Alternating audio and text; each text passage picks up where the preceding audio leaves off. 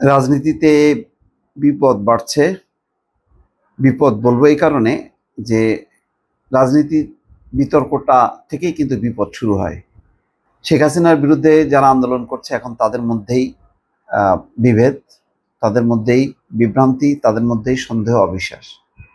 রুহুল কবির রিজভীর একটি শিরোনাম দেখলে বুঝতে পারবেন, মধ্যপন্থী রাজনীতি বিপদের সম্মুখীন হতে পারে। কেন এই কথা বলছেন?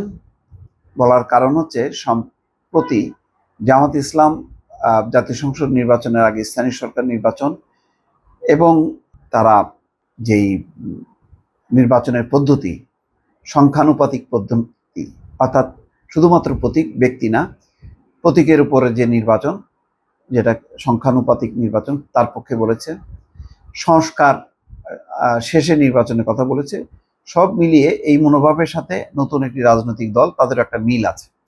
সেসব কারণেই বিপদ দেখতে পাচ্ছেন রুহুল কবির রিজভী। বলছেন, স্থানীয় নির্বাচন আগে নাকি সংসদ নির্বাচন আগে, এরা যারাই বলছে বা যাকে দিয়ে বলাচ্ছে, এতে সামনে মধ্যপন্থী রাজনীতি বিপদে পড়তে যাচ্ছে কিনা এমন শঙ্কা আমরা টের পাচ্ছি। নয়াপল্টনে শবে বরাত উপলক্ষে দোয়া মাহফিলে প্রধান অতিথির বক্তব্যে তিনি এই কথা বলেন। ডক্টর ইউনূস বলছেন, ডক্টর ইউনূস আন্তর্জাতিক খ্যাতিসম্পন্ন একজন ব্যক্তি উল্লেখ করে ডক্টর ইউনূস সম্পর্কে বলছেন যে তিনিও শেখ হাসিনা দ্বারা নির্যাতিত। তিনি ন্যায়সঙ্গত কাজ করবেন, তার নেতৃত্বে অন্তর্বর্তীকালীন সরকার একটা সঠিক সিদ্ধান্ত নেবে এবং গণতান্ত্রিক রাজনৈতিক শক্তির বিকশিত হবে।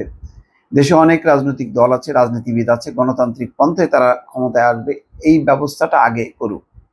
যারাই ক্ষমতায় আসুক তাদের মাধ্যমে দেশ চলবে, স্থানীয় নির্বাচন হবে এবং অন্যান্য সংস্কারও হবে। বিএনপির এই নেতা বলছেন, একটি রাজনৈতিক দল নির্বাচন নিয়ে বিতর্ক করছে। স্থানীয় নির্বাচন আগে হতে হবে, তারপর সংসদ নির্বাচন হবে। কেন? রাজনীতি কে করবে, কে ক্ষমতায় আসবে, এটা নির্ধারণ করবে জনগণ। জনগণের সেই ক্ষমতা ফিরিয়ে দেওয়ার জন্যই তো গত 17 বছর আন্দোলন সংগ্রাম হয়েছে। রাজনীতিবিদদের বিশ্বাস না করার অর্থই বিরাজনীতিকরণ। উল্লেখ করে রিজভী বলছেন, এই বিরাজনীতিকরণ করতে করতে গণতন্ত্রের আজ ভঙ্গুর অবস্থা।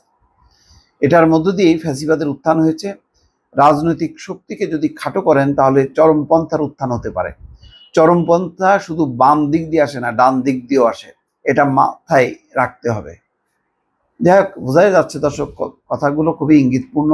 কাদের উদ্দেশ্যে তিনি বলছেন সবই পরিষ্কার, কিন্তু এই বাদানুবাদে শেষে যদি ডিসেম্বরের মধ্যে নির্বাচন ডক্টর মোহাম্মদ ইউনূস যেটি বলেছেন সেটি না ক্ষতিগ্রস্ত হয়, সেই চিন্তাটাই করছি দর্শক। শেষ পর্যন্ত কি আবার মানে শেখ হাসিনার আওয়ামী লীগ ছাড়াও শেখ হাসিনা বিরোধী রাজনীতিকদের মধ্যে একটা বিবাদ, বিসম্বাদ, দ্বন্দ্ব, শেষ পর্যন্ত রাজনীতিটা বিপদগ্রস্ত হয় কিনা, সেটা নিয়ে কিন্তু অনেকে আতঙ্কিত। দর্শক ভালো থাকবেন, আল্লাহ হাফিজ।